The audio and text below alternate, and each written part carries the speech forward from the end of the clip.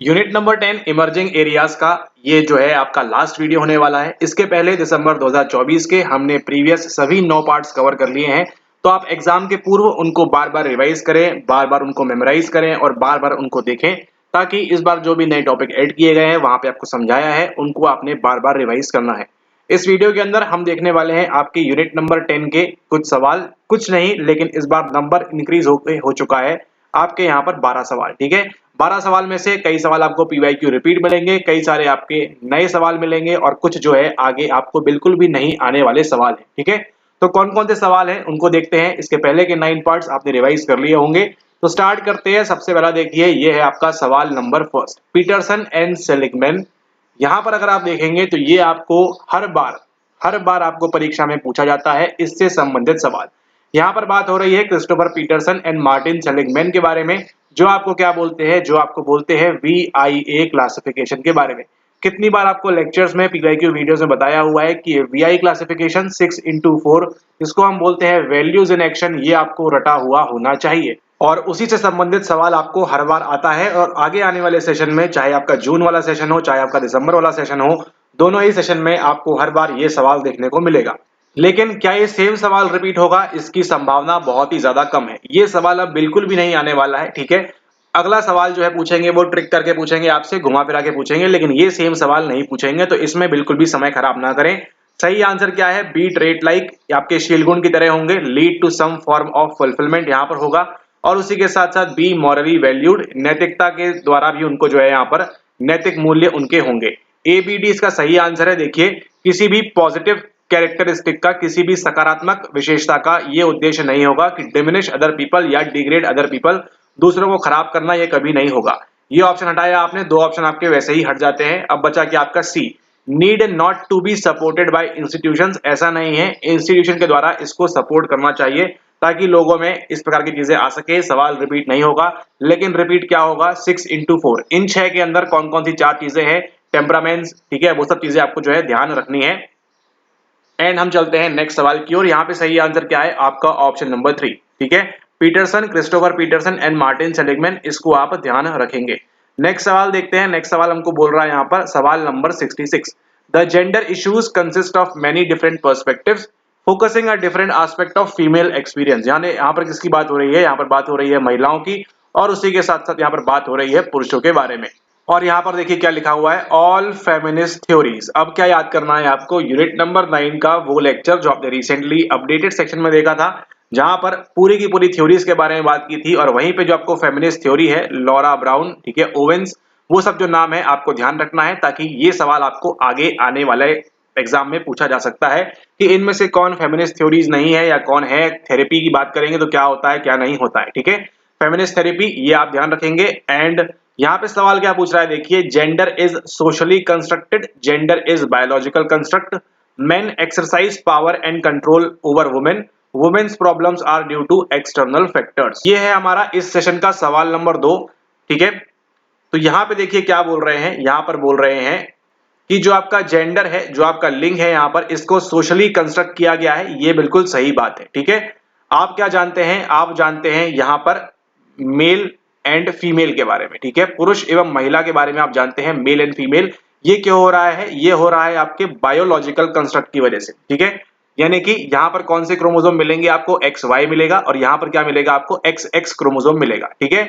लेकिन जैसे ही हम बात करते हैं मैन एंड वुमेन की इस प्रकार से, तो ये क्या है, इसको हम एज अ जेंडर इंक्लूड करेंगे। यहाँ पर हम इसकी बात नहीं कर रहे हैं, यहाँ पे हम किसकी बात कर रहे हैं, यहाँ पर हम जेंडर की बात कर रहे हैं, ठीक है, man and women as a gender. तो ये जो जेंडर है इसको सोशली बनाया गया है, सामाजिक रूप से इसको बनाया गया है, या सामाजिक रूप से इसका इस्तेमाल करने के लिए इसको बनाया गया है। ये बिल्कुल सही बात है। अब यहाँ देखिए, जेंडर इज बायोलॉजिकल कंस्ट्रक्ट, ये स्टेटमेंट गलत है, ठीक है। ऑल फेमिनिस्ट थ्योरी, जितनी भी महिला वाली थ्योरीज जो है, ठीक है, या फिर नारीवाद वाली जो जितनी भी सिद्धांत है, वो इन सब के बारे में बात करेंगे, लेकिन gender is a biological construct ऐसा नहीं है। अगर आपको मालूम पड़ गया कि ये वाला स्टेटमेंट सही है, जेंडर को जो है सामाजिक रूप से बनाया गया है, ठीक है, कि महिला ये काम करेंगी, पुरुष ये काम करेंगे, ठीक है। अगर हम उनकी बायोलॉजी में बात करें, बायोलॉजी में बात करें, ठीक है।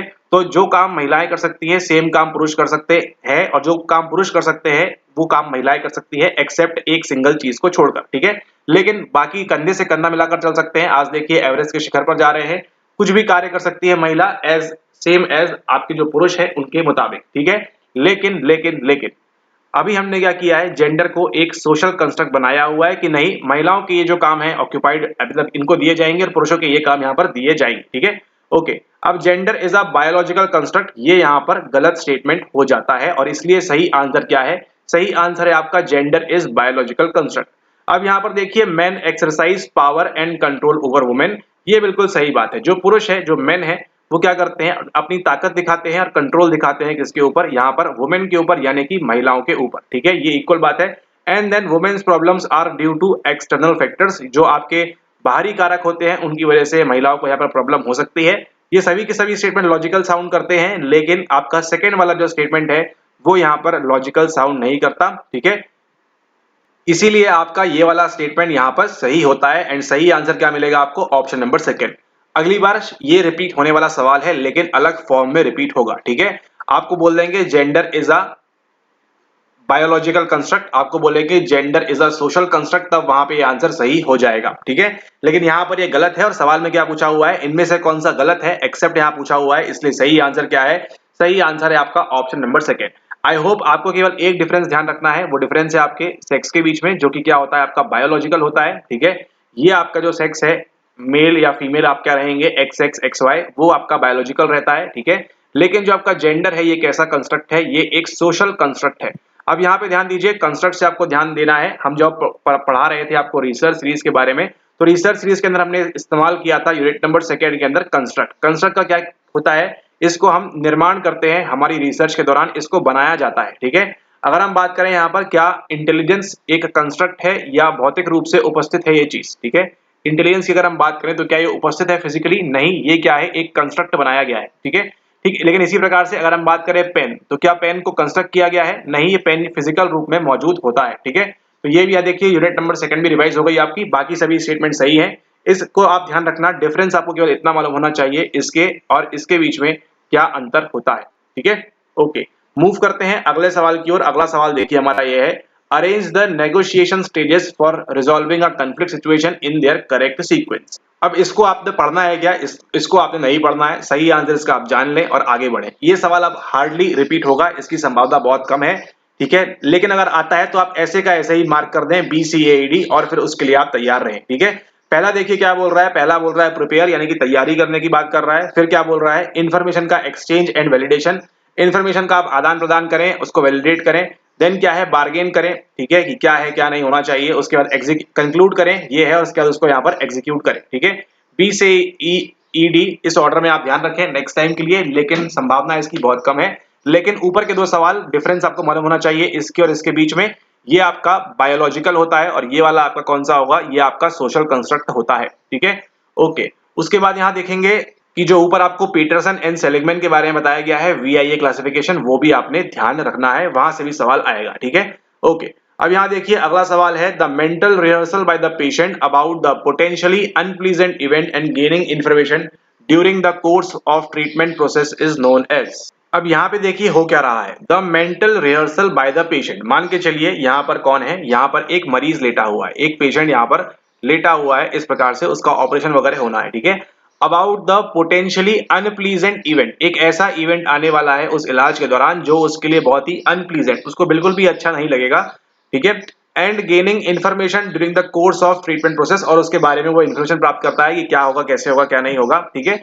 इसके बारे में जो है मेंटली अपने आप को प्रिपेयर करता है, इसको हम क्या बोलते हैं, बॉटलिंग अप फीलिंग्स। क्या ये होगा, अपनी फीलिंग्स के बारे में वो बॉटल अप कर रहा है, जमा रहा है, इस प्रकार समझ सकते हैं, ये नहीं होगा।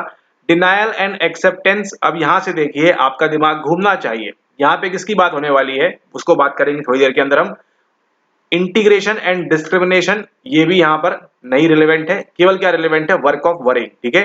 वो क्या कर रहा है, चिंता कर रहा है अपनी, कि मेरे साथ इलाज करने वाले हैं, मैं ठीक होऊंगा नहीं होऊंगा, क्या होगा क्या नहीं होगा, ठीक है, उसके बारे में विचार कर रहा है। थोड़ा सा इंग्लिश में गड़बड़ यहाँ दिया हुआ है, लेकिन कोई दिक्कत वाली बात नहीं है। आपने जो समझना है वो है आपका सेकंड नंबर और थर्ड नंबर का पॉइंट इंपॉर्टेंट, ठीक है। फर्स्ट को हटा दीजिए, फोर्थ को हटा दीजिए। अब मान के चलिए आप यहाँ एज अ पेशेंट आप यहाँ लेटे हुए हैं, आपको मालूम पड़ गया है कि आपको जो है पेट में आपका चीरा मारने वाले हैं, पेट में कट करने वाले हैं या फिर दिमाग में आपके स्टिचेस लगने वाले हैं। कभी अगर आपको चोट लगी हो, कभी अगर आपके साथ इस प्रकार की कोई घटना है तो समझ में आएगा आपको। आपको नहीं होता है चिंता कि अरे डॉक्टर बराबर से करेगा या नहीं करेगा, पता नहीं क्या होगा, डर लग रहा है, थोड़ी घबराहट हो रही है। आप क्या करते हैं, वर्क ऑफ वरिंग, आप क्या कर रहे हैं वहां पर, आप वहां पर चिंता कर रहे हैं। ठीक है, ऐसा नहीं कि आपने डिनायल कर दिया एकदम कि हाँ ठीक है जो होगा देख लेंगे और एक्सेप्ट कर लिया चीजों को, नहीं ऐसा नहीं है। आप क्या करते हैं, वर्क ऑफ वरिंग, आपको चिंता है। ठीक है, और आपको फिर ये गेनिंग इंफॉर्मेशन, सूचना प्राप्त करते हैं कि ये चीरा लगने के बाद आपको कब आना पड़ेगा, आप ठीक होंगे या नहीं होंगे, क्या होगा, कौन सी दवाई लेनी पड़ेगी, ये सब चीजें आपका क्या कर रहे हैं, ये सब आपके मेंटली रिहर्सल करते रहते हैं। कभी अगर आप अस्पताल के बिस्तर में लेटे हो या कभी छोटी मोटी आपको चोट खरोच आई हो तो आपको समझ में आएगा यहाँ पर क्या हो रहा है। ठीक है, ओके। सवाल क्या रिपीट होगा, बहुत ही कम चांसेस है इसके रिपीट होने के, लेकिन क्या रिपीट होने वाला है उसको देखिए यहाँ पर, डिनायल एंड एक्सेप्टेंस। आपको कई बार बताया हुआ है पीवाईक्यू के अंदर, प्रीमियम वाले के अंदर जो आपके पुराने वीडियोस हैं, और उसी के साथ साथ आपको कोर्स लेक्चर्स के अंदर भी, कि ये जो डिनायल एंड एक्सेप्टेंस है कहां से निकल कर आ रहा है, ये निकल के आ रहा है आपका DABDA, गारंटीड। यहाँ पे आप मार्क कर लीजिए, 101% सवाल आने वाला है आपके जून 2025 में।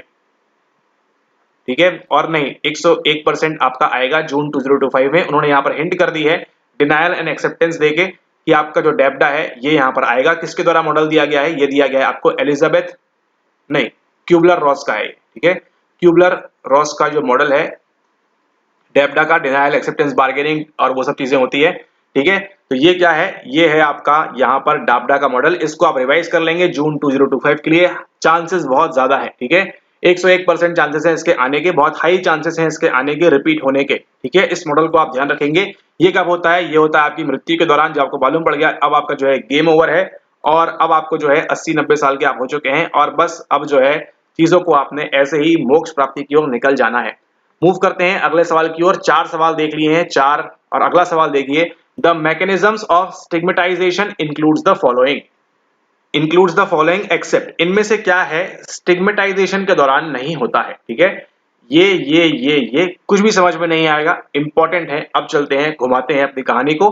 पहले यहां देखिए मैकेनिज्म, मैकेनिज्म क्या होता है, हमने देखा था मैकेनिस्टिक व्यू या मैकेनिज्म के बारे में जो हमने बात की थी पिछले वीडियोस के अंदर, तो वहां पे हमने क्या बोला था, एक मशीन की तरह उपकरण। ठीक है, मशीन की तरह काम करता है। मशीन अगर ऐसे घूमेगी तो ये इस तरह से घूमेगा, मशीन अगर ऐसे घूमेगी तो ये इस तरह से घूमेगा, है ना। मशीन का कार्य क्या होता है कि उसको प्रॉपरली उस हिसाब से ही ऑपरेट करना। मशीन अपने दिमाग से कुछ भी नहीं सोचती है। ठीक है, मशीन का जो काम है वो वैसा ही काम करेगी। ठीक है, अगर अगर अगर एक मशीन का काम है इस प्रकार से घूमने का, तो इसी प्रकार से घूमेगी, चाहे आपका मूड उदास हो, चाहे आप खुश हो, चाहे आप दुखी हो, चाहे आप गुस्से में हो, किसी भी कंडीशन में मशीन उसी प्रकार से काम करेगी। और ऐसे जो मैकेनिस्टिक व्यू वाले हैं वो क्या बोलते हैं कि एक ह्यूमन भी जो है एक मशीन की तरह काम करता है, उसको जैसा बताया जाएगा वैसा करेगा, ये वो सब बातें। ठीक है, लेकिन हम पढ़ रहे हैं यहाँ पर यूनिट नंबर 10, एंड हम यहाँ पर अब चलते हैं किसके ऊपर, हम चलते हैं यहाँ पर स्टिग्मेटाइजेशन के ऊपर। अब सबसे पहले समझते हैं यहाँ पर, अच्छा प्रेजुडिस आपको मालूम है, रूढ़िवाद क्या होता है, आपको स्टीरियोटाइप भी मालूम है, आपको डिस्क्रिमिनेशन भी मालूम है, भेदभाव। ठीक है,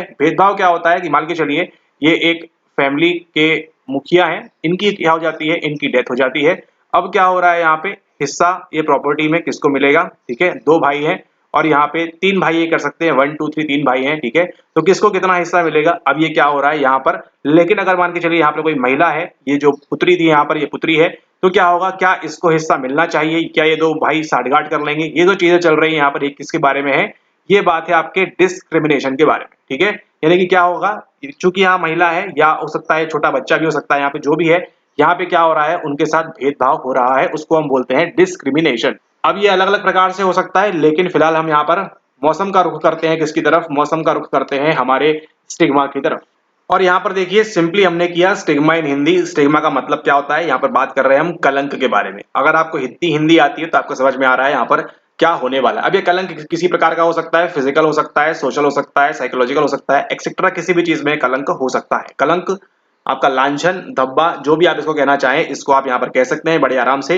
यानी कि स्टिग्मा मतलब क्या है, स्टिग्मा मतलब है आपका कलंक। अब आप मुझे हमको ये बताइए कि क्या जो स्टिग्मा है, जो कलंक है, आपने केवल सोच के देखिए, क्या आपने इसको कभी पॉजिटिव देखा है या आपने इसको कभी नेगेटिव देखा है। केवल सोचिए, जब भी हम कलंक बात करेंगे, आपको बोला कि उस पे तो कलंक है, धब्बा है, कलंकित है या लांछन है, तो ये क्या डिनोट करता है, क्या ये पॉजिटिविटी डिनोट कर रहा है कहीं से, या फिर ये नेगेटिविटी डिनोट करता है। ठीक है, 99.9% केसेस में आप क्या बोलेंगे कि थोड़ा बहुत हमको, थोड़ा बहुत नहीं, अच्छी खासी जो है हमको ये नेगेटिविटी शो करता है, ठीक है। स्टिग्मा, कलंक हम कब बोलते हैं? जब हमको किसी चीज को नेगेटिवली डिनोट करना हो, ठीक है, तब हम बात करते हैं इस कलंक के बारे में, ठीक है। कलंकित है वो पुरुष, महिला, औरत या बच्चा, जो भी है कलंकित है, ठीक है।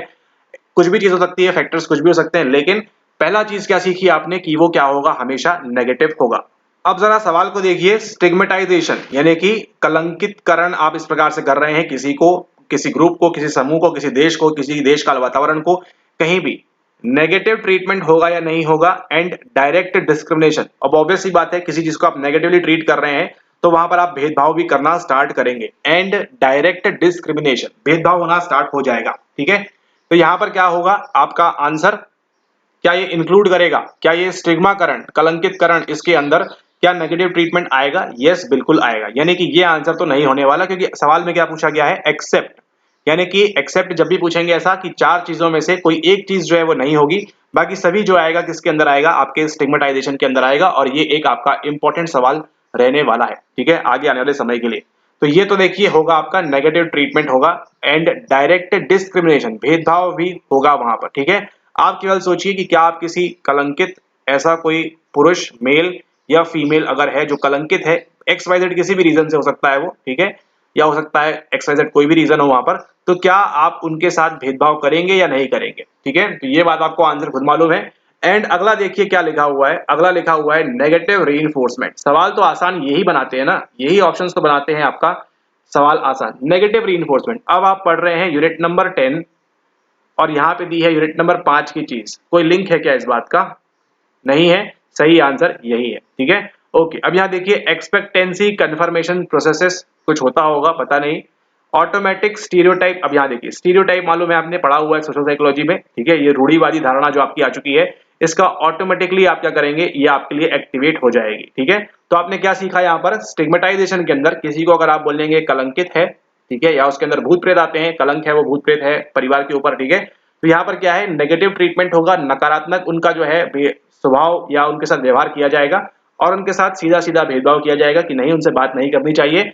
एंड देन उसी के साथ अगला जो है वो कौन सा है? एक्सपेक्टेंसी कंफर्मेशन प्रोसेसेस, यहाँ पर ये हो जाती हैं, ठीक है। आप उनसे कुछ एक्सपेक्ट करेंगे, कंफर्मेशन प्रोसेस आपकी जो है वहां पर समझ लीजिए इसको फिलहाल के लिए। फिर आपका है ऑटोमेटिक स्टीरियोटाइप एक्टिवेशन, आप उनके प्रति ऑटोमेटिकली आप यहाँ पर क्या हो जाएंगे? आपका स्टीरियोटाइप जो है एक्टिवेट हो जाएगा कि अरे ये लोग तो ऐसे ही होते हैं, ऐसा होता है, ये होता है, वो होता है, ठीक है। लेकिन कहीं भी रिलेवेंट नहीं है आपका नेगेटिव रीइंफोर्समेंट। यहाँ रिवॉर्ड और उसकी हम बात कर ही नहीं रहे हैं, यहाँ पर ऑपरेंट कंडीशनिंग की यहाँ कहीं भी बात नहीं है यूनिट नंबर 10 के अंदर। तो सही आंसर क्या रहने वाला है? सही आंसर रहने वाला है आपका नकारात्मक पुनर्बलन, नेगेटिव रीइंफोर्समेंट। और यहां पर देख लीजिए ये स्टिग्मा एपीए क्या बोल रहा है आपके लिए? द नेगेटिव, पहले ही आ गया, द नेगेटिव सोशल एटीट्यूड, एक नकारात्मक सामाजिक अभिवृत्ति attached to a characteristic of an individual that may be regarded as a mental, physical और social deficiency। किसी प्रकार की जो कमी की हम बात करते हैं, चाहे वो मानसिक हो सकती है, शारीरिक हो सकती है और सामाजिक हो सकती है। A stigma implies, अब यहाँ देखिए a stigma, अगर किसी को आपने कलंकित कर दिया, इसका मतलब क्या है? सोशल डिसअप्रूवल, ठीक है, सोशल डिसअप्रूवल वहां पर हो जाएगा। And can lead unfairly to discrimination against and exclusion of the individual. ठीक है, तो पूरा का पूरा सवाल आपका क्लियर हो गया है इस स्टिग्मा के बारे में, इस कलंकित या इस धब्बा के बारे में, ठीक है। तो इसको आप ध्यान रखेंगे, धब्बा हमेशा आपका नेगेटिव होगा, ठीक है। आप किसी को नहीं बोलेंगे दाग अच्छे हैं, खैर वो ऐड आता है, लेकिन अगर हम यहाँ बात करें स्टिग्मा के तौर पे तो आपको हमेशा ये नेगेटिव सोशल एटीट्यूड मिलेगा। अगली बार पूछेंगे इनमें से कौन सा नेगेटिव सोशल एटीट्यूड है, स्टीरियोटाइप, प्रेजुडिस, डिस्क्रिमिनेशन, ये सब दे देंगे और वहां आपको सेलेक्ट करना होगा। और यहाँ पर देखिए ये क्या है, ये सभी लोग क्या कर रहे हैं यहाँ पे, इसको स्टिग्मेटाइजेशन कर रहे हैं यहाँ पर, ठीक है। और हमेशा देखिए ये सभी के सभी आपको जो है नेगेटिव कोनोटेशन में या नेगेटिव फॉर्म में आपको मिलेंगे। अगर कोई महिला या पुरुष इस प्रकार से यहाँ पर ये है, तो आपने ध्यान रखना है कि आपको जो कोनोटेशन मिल रहा है यहाँ पर वो हमेशा नेगेटिव रहेगा। अब ये सब होने के बाद सोसाइटी आपको अप्रूव नहीं करेगी easily, though we are changing, but still आपके लिए ये किस तरह काम करेगा? आपके लिए एक स्टिग्मा का एग्जाम्पल की तरह ये काम करेगा, ठीक है। और भी अगर आपको देशी उदाहरण चाहिए तो मान के चलिए किसी कोने में, किसी भीड़ जंगल में, कई बार आपने देखा है कि जो आपके यहाँ पर ये होते हैं कोई आपके रेप विक्टिम है, उनके साथ देखिए एक स्टिग्मा लग जाता है उनके साथ लाइफ टाइम के लिए, ठीक है। या फिर किसी के चेहरे पे अगर एसिड फेंक दिया जाता है तो वो भी क्या होता है, एक लाइफ टाइम के लिए एक स्टिग्मा हो जाता है, सोशल डिसअप्रूवल, नेगेटिव चीजें वहां पर आना स्टार्ट हो जाती है, ठीक है। एक जनरल सेंस में वहां पर बात कर रहे हैं, ऐसा होना नहीं चाहिए, लेकिन आपको समझाने के लिए कि स्टिग्मा क्या होता है आम सरल भाषा में, ये एग्जाम्पल आपके लिए काफी रिलेवेंट रहेंगे, ठीक है। तो फिलहाल यहाँ पे सही आंसर क्या है, सही आंसर है नेगेटिव रीइंफोर्समेंट। उसी के साथ मूव करते हैं अगले सवाल की ओर, और ये सवाल अब नहीं आएगा। ऐसा ही एक सवाल आया था आपके 2022 में, ठीक है। 2022 में एक सवाल आया था ऐसा, उसके बाद अभी ये सवाल आया है और आगे ये सवाल नहीं आएगा, 2-3 साल बाद फिर से घुमा के रिपीट करेंगे, लेकिन ये सवाल को समझना आपके लिए इंपॉर्टेंट है, थोड़ा सा, ज्यादा नहीं। और इसके लिए क्या चाहिए आपको, केवल कॉमन सेंस चाहिए, इसके लिए आपको केवल सामान्य ज्ञान चाहिए है और कुछ नहीं चाहिए। आपको सामान्य ज्ञान चाहिए आपको इस परीक्षा में पास करने के लिए। अब केवल ये बताइए कि आप क्या ऐसे इंसान हो सकते हैं, आप क्या ऐसे इंसान हैं, आज आप हो सकता है 20 वर्ष के हैं, 21, 25, 30, 35, 40, 45, 50, कितने भी वर्ष के आप हो, ये बात बिल्कुल भी हजम नहीं होगी आपको भी और हमको भी कि आपको ये नहीं पता कि एरोबिक एक्सरसाइज क्या होती है, ठीक है। एरोबिक एक्सरसाइज क्या होती है, ये अगर आपको नहीं पता तो ये बहुत ही मतलब अजीब बात है, आपको मालूम होना चाहिए। नहीं मालूम है तो इसको आप गूगल कर लें, आपको मालूम पड़ जाएगा। एरोबिक एक्सरसाइज क्या होती है, मोस्टली आपकी ये महिलाओं जो है ज्यादा प्रेफर करती हैं, हल्की फुल्की एक्सरसाइज, ठीक है। दो जिम में महिलाएं भी जाती हैं, पुरुष भी जाते हैं, लेकिन एरोबिक एक्सरसाइज अगर आप गृहिणी हैं, इस प्रकार की चीजें आपके साथ है, तो आपके लिए ये एरोबिक एक्सरसाइज करना आपके लिए काफी इजी रहने वाला है, ठीक है। अब ओके, अब यहाँ आपने समझ लिया एरोबिक एक्सरसाइज क्या होती है। Is marked by high intensity, long duration and the need for endurance, ठीक है, ये सब चाहिए हमको। इट इंक्लूड्स, अब एरोबिक सिंपल से आपको पूछा है एरोबिक एक्सरसाइज के अंदर क्या क्या आता है, ठीक है। Bicycling, walking, rope jumping, swimming and weight exercises. Simple सा आंसर है, देखिए साइकिल चलाना क्या है, आपकी हल्की फुल्की एक्सरसाइज है, चलना नहीं है। रोप जंपिंग, ठीक है, स्किपिंग भी आप इसको बोल सकते हैं, ये अभी क्या है, एक आपकी एरोबिक एक्सरसाइज है। और स्विमिंग करना भी क्या है, एक आपकी एरोबिक एक्सरसाइज है। जो आप यहाँ पर डांस करते हैं, वो गोल चक्री लगा के, होला हुप जो भी बोलते हैं उसको, वो भी क्या है, एक प्रकार की आपकी एरोबिक एक्सरसाइज है, ठीक है। सिंपली आपके कॉमन सेंस का सवाल है, इसमें आपको अलग से ऐसा कुछ पढ़ने की विशेष आवश्यकता नहीं है, दिमाग कॉल आउट रखेंगे, सवाल आपका सही निकल जाएगा, ठीक है। वॉकिंग कोई एक्सरसाइज नहीं है, ठीक है, यहाँ बात करेंगे। और वेट एक्सरसाइज, देखिए ई ऑप्शन तो ऑटोमेटिकली एलिमिनेट हो चुका है। जो आप जिम वगैरह में जाते हैं, वेट उठाते हैं, वो एक्सरसाइजेस जो हैं आपकी एरोबिक के अंदर काउंट नहीं होंगी। अब यहाँ पर देखिए थोड़ी हेल्थ की बात करते हैं, ये क्या है, देखिए सब में क्या है, वेट है, अलग अलग प्रकार का वेट है यहाँ पर, ठीक है। तो ये अगर आप कर रहे हैं तो ये किनके अंदर इंक्लूड होगा, ये इंक्लूड होगा आपके वेट एक्सरसाइज के अंदर, ठीक है। इसमें आपको और मेहनत लगती है, लेकिन इसको आप देखें, ये आपके लिए क्या है, आसान है ना। यहाँ देखिए अधिकतर देखिए आपको महिलाएं यहाँ पर बनी हुई हैं, ठीक है, एज कम्पेयर टू मेल्स, ठीक है। तो जंप रोप हो सकती है, रनिंग दिया है यहाँ पे, लेकिन वहां पे क्या लिखा हुआ है, वहां पे वॉकिंग लिखा हुआ था, ठीक है। तो चलना और दौड़ने में फर्क होता है, ठीक है। और रोइंग इस प्रकार थोड़ा बहुत कर सकते हैं आप, स्विमिंग कर सकते हैं और साइकिलिंग भी यहाँ पर कर सकते हैं। तो क्या क्या हट जाएगा आपका, वॉकिंग चलना हट जाएगा और वेट एक्सरसाइज हट जाएगी। सही आंसर क्या है, बाइसाइक्लिंग, रोप जंपिंग एंड स्विमिंग, ACD जो है वो आपका यहाँ पर सही आंसर होता है। बड़ा ही कॉमन सेंस का सवाल था। आगे हम मूव करते हैं नेक्स्ट सवाल के ऊपर, और वो क्या बोल रहा है, वो बोल रहा है the concept of glass cliff refers to. अब यहाँ पर ग्लास क्लिफ क्या होती है, कई बार आपने किया हुआ है, सीधा सीधा आपका ये PYQ आया हुआ है, ठीक है। तो अभी तक हमने जितने सवाल देखे हैं 5, 6, 7 सवाल, इनमें से 3 आपके PYQ हैं, एक आपका VIA वाला, ठीक है, एक आपका ये वाला, और इसके पहले जो हमने किया था एरोबिक एक्सरसाइज, वो भी आपको कहीं ना कहीं PYQ में पूछा हुआ है, कॉमन सेंस है। और उसके ऊपर के जो सवाल थे वो भी आपके कहीं ना कहीं PYQ से संबंधित हैं। अब यहाँ पे देखिए ग्लास क्लिफ क्या होती है, सिंपल सा कंसेप्ट है, ध्यान रखें, आगे आपका ये रिपीट होगा 100%, ठीक है। अब ये जून में होगा, दिसंबर में होगा, ये कहना उचित नहीं है, लेकिन कंप्लीटली आपका रिपीट होने वाला है। सही आंसर क्या है, व्हेन वुमेन एंड माइनॉरिटीज, अब यहाँ माइनॉरिटीज दिया हुआ है, are seen as better leaders because of their ability to manage crisis, ठीक है। कई बार हमको जो है एग्जाम के पॉइंट ऑफ व्यू से भी आंसर को सही करना होता है, उसके लिए आप जो है महिलाओं को क्या देखते हैं, एक बेटर लीडर के रूप में देखते हैं, एक बेटर नेतृत्वकर्ता के रूप में देखते हैं। याद कीजिए, PYQ प्रीमियम जाके खोलिएगा, जहां पढ़ाई आपको लीडरशिप की थ्योरीज कर लीजिएगा, आने वाला है सवाल। Because of their ability to manage crisis, ठीक है, क्राइसिस को मैनेज कर लेंगी महिलाएं, ये सोच के उनको जो है अच्छे पोजीशन दे दिए जाते हैं। तो इसको हम क्या बोलते हैं, इसको बोलते हैं ग्लास क्लिफ। केवल सिंपल से 2 कंसेप्ट ध्यान रखना है, पहला आपके ग्लास क्लिफ का है, दूसरा आपकी ग्लास सीलिंग का है, काम खत्म, ठीक है। महिलाओं को ऊपर प्रमोट नहीं करने दिया जाता है, क्योंकि उनको समझा जाता है कि वो जो है प्रॉपर्ली नहीं कर पाएंगी, when women and minorities are discriminated against because of their ability to manage crisis, ये दिया हुआ है, ठीक है। When women and minorities are promoted in organisations that are thriving, नहीं ऐसा नहीं है। When women and minorities are given more time to solve, नहीं नहीं ऐसा भी नहीं है। सही आंसर क्या है आपका? सही आंसर है आपका यहाँ पर option number 1, when women and minorities are seen as better leaders because of their ability to manage crisis, और उनको जो है अपर पोजीशन दे दी जाती है। मतलब मान के चलिए यहाँ पर एक कंपनी है 500 करोड़ की और काफी लोग काम कर रहे हैं, ये एक मेल मैनेजर है, ये एक फीमेल सेक्रेटरी है और ये एक मेल मैनेजर है। इस प्रकार से है, कंपनी बढ़िया काम कर रही है, लेकिन जैसे उन्होंने देखा, या फिर यहाँ पे कुछ नीचे भी कुछ काम कर रही है फीमेल्स, जैसे ही देखा कंपनी डूबने वाली है, 20 करोड़ पे आने वाली है, ठीक है, तो क्या कर देंगे, यहाँ से किसी फीमेल को या ये फीमेल को उठा के क्या बोल देंगे, आप जो है यहाँ पे कंपनी के सीईओ मैनेजर बन जाइए। और वहां से क्या होगा, ताकि पूरा का पूरा इल्जाम कहाँ डल जाएगा, इन महिलाओं के ऊपर डल जाएगा। इसी कंसेप्ट को क्या बोलते हैं, हम बोलते हैं यहाँ पर ग्लास क्लिफ, ठीक है। तो यहाँ पे सही आंसर क्या रहने वाला है, ऑप्शन नंबर 1 यहाँ पे सही आंसर होता है, ठीक है। तो अगर वो कंपनी डूबे ना डूबे वो तो नहीं पता, कंपनी डूबती या नहीं, लेकिन वो जो महिला है उनको हाई पोजीशन दे दी जाएगी in a condition of manage crisis. जब भी दुविधा आएगी, समस्या आएगी, तो ये आपको जो है ध्यान रखना है, ऑप्शन नंबर 1 यहाँ पर सही होता है। तो यहाँ पर देखिए अभी हमने 7 सवाल जो कंटेन करते हैं आपके 14 मार्क्स, ठीक है। 14 मार्क्स आपको मिल जाएंगे बड़े आसानी से। इसमें से एक सवाल आपका नया था, ठीक है, वो जेंडर सोशल कंस्ट्रक्ट वाला और स्टिग्मा वाला। बाकी सारे के सारे आपके जो है यहाँ पर पीवाईक्यू बेस्ड सवाल हैं, ठीक है। पीवाईक्यू लगाइए अच्छे से और प्रैक्टिस कीजिए अच्छे से। एंड इसके अगले लेक्चर में मुलाकात करेंगे तो हम डिस्कस करेंगे बाकी के जो 5 सवाल हैं, जो आए हैं कहाँ से, जो आए हैं आपके पैराग्राफ से, ताकि आप जो है उनको प्रॉपरली लगा पाएं, प्रॉपरली उनको सॉल्व कर पाएं। ये भी कोई ज्यादा डिफिकल्ट सवाल नहीं है, लेकिन कुछ इसमें अगर नए कंसेप्ट है तो वो आपने सीखना है, लर्निंग लेनी है। और उसी के साथ साथ अगले पार्ट के साथ आपका जो है ये कंप्लीट यूनिट 1 से यूनिट 10 तक के जितने भी आपके नए वाले पीवाईक्यूज आए हुए हैं 2024 में दिसंबर सेशन के अंदर, वो सारे के सारे कवर हो जाएंगे। तो अब आपका काम क्या बचता है, आपका काम बचता है यहाँ पर कि आपने जो है 2019 से लेके, जब से आप प्रीमियम पीवाईक्यू वीडियोस देख रहे हैं, वहां से लेके यहाँ तक का सब कुछ लगा देना है, अच्छे से रिवाइज करना है और फटाफट से आपने जो है सर्टिफिकेट उठाना है और फटाफट से इंटरव्यू देना है, ठीक है। All right, see you on the next video, till then goodbye, take care.